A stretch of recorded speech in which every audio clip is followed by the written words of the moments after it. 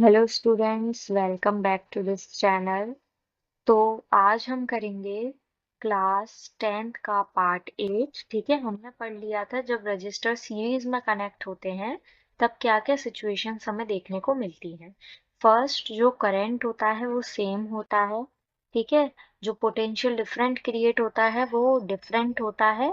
और उससे हमने आर की वैल्यू फाइंड की थी कि रजिस्टर्स जब सीरीज में कनेक्ट होते हैं तब जो फॉर्मूला बनता है वो होता है R is equals to R1 plus R2 plus R3। ठीक है, अब हम देखेंगे अगर रजिस्टर्स पैरेलल में कनेक्ट हों तब हमें क्या कंडीशंस देखने को मिलती हैं। ठीक है, हमने एक अरेंजमेंट लिया है तीन रजिस्टर्स का जिसको हमने पैरेलली ज्वाइन किया है।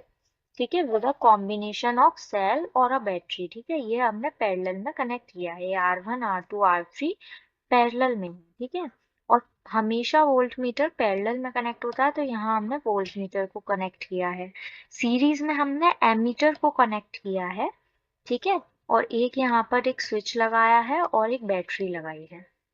ठीक है, तो 11.6 एक्टिविटी में हम क्या देखेंगे कि हमने एक पैरेलल कॉम्बिनेशन बनाया है एक्स से लेकर वाई तक। इसमें 3 रजिस्टर्स हमने लगाए, एक वोल्ट मीटर को अटैच किया, एक एमीटर को कनेक्ट किया, एक स्विच लगाया और एक बैटरी लगाई है हमने। ठीक है, उसके बाद हमने क्या किया, take out the plug from the key, हमने उसको स्टार्ट किया प्लग को। ठीक है, फर्स्ट वाली कंडीशन में स्टार्ट किया था। ठीक है, और वोल्ट मीटर की रीडिंग्स को नोट किया, करंट की रीडिंग्स को नोट किया। उसके बाद हमने उस प्लग को निकाला वहां से और हमने एमीटर और वोल्ट मीटर को रिमूव किया सर्किट में से और एमीटर को सीरीज में कनेक्ट किया। ठीक है, विद रजिस्टर R1 एंड हमने उसके बाद एमीटर की रीडिंग को नोट किया। ठीक है, सिमिलरली हमने जो करंट था उसको मेजर किया थ्रू R2 एंड R3। ठीक है, उसके बाद हमने करंट को ले लिया I2 एंड I3 रिस्पेक्टिवली। तो हमें क्या रिलेशन देखने को मिला। ठीक है, तो यहाँ पर आपको एक चीज याद रखनी है कि जो करंट है, ठीक है, जब रजिस्टर्स पैरेलल में कनेक्ट होते हैं तब जो I की वैल्यू होती है वो कहीं ना कहीं डिफर करती है। ठीक है, इसमें उल्टा हो जाता है, जो कंडीशन वहां बनती है उसकी सेम अपोजिट कंडीशन यहाँ बनती है। वहां पर करंट सेम था, यहाँ पर करंट जो है वो डिफरेंट हो जाता है और जो V है, पोटेंशियल डिफरेंस है, ठीक है, वो आपका सेम रहता है तीनों कंडीशंस में। ठीक है, मतलब R1 की ले लीजिए, R2 की ले लीजिए, R3 की ले लीजिए, तो V आपका यहाँ पर सेम रहता है। ठीक है, तो हमने जो फर्स्ट इक्वेशन यहाँ से निकाली वो इक्वेशन हमें क्या देखने को मिली, I is equals to I1 plus I2 plus I3। ठीक है, क्योंकि यहाँ पर जो करंट है वो डिफरेंट है तो हम I से लेना स्टार्ट करेंगे। फर्स्ट वाली कंडीशन में जो हमने सीरीज की पढ़ी थी उसमें जो करंट था वो सेम था तो हमने V से लेना स्टार्ट किया था। ठीक है, तो अब हमने यहाँ पर ये ओम्स लॉ को जब अप्लाई किया तो हमारा फॉर्मूला निकल कर आया I is equals to V upon R. ठीक है, कैसे निकल कर आया ये, V is equals to I R होता है। ठीक है, V is equals to I R होता है तो हम I को हमने एक साइड रखा और दूसरी साइड हम R को ले गए। ठीक है, जो कि डिवाइड में नीचे चला जाएगा क्योंकि यहाँ पर V तो सेम है। ठीक है, तो हमने फर्स्ट वाले के लिए लिखा I1 R1। ठीक है, V सेम है। उसके बाद हमने सेकंड कंडीशन के लिए लिखा I2 V अपॉन R2। ठीक है, थर्ड कंडीशन के लिए हमने लिखा I equal to V upon R3। ठीक है, इन तीनों इक्वेशन से हमें क्या चीज मिली, हमने इन तीनों इक्वेशन को 11.17 वाली इक्वेशन को 11.15 में रखा। ठीक है, तो हमें ये चीज वहां से देखने को मिली। ठीक है, डायरेक्ट हमने वैल्यू पुट की है और कुछ भी नहीं किया है इसमें।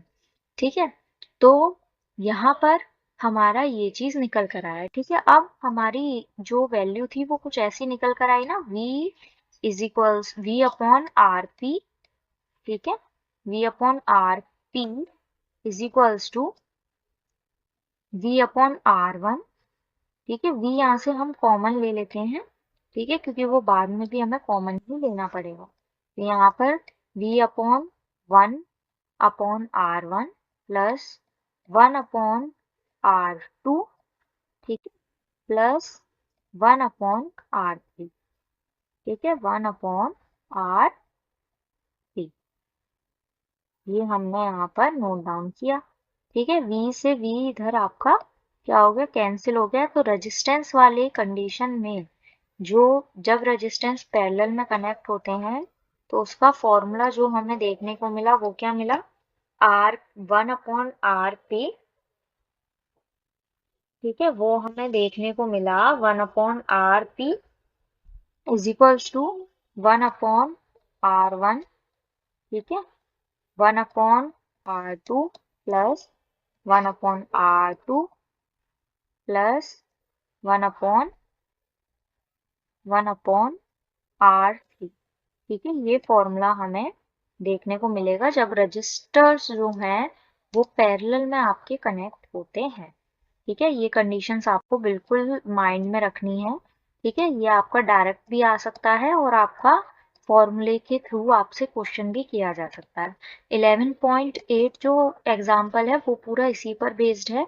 ठीक है, कि आपको चीजों को निकालना है और सारे फॉर्मूले आपके वही अप्लाई होंगे जो हम पहले पढ़ चुके हैं। ठीक है, आपको केवल याद रखना है कि किस तरीके से कौन सा फॉर्मूला कहाँ लगेगा।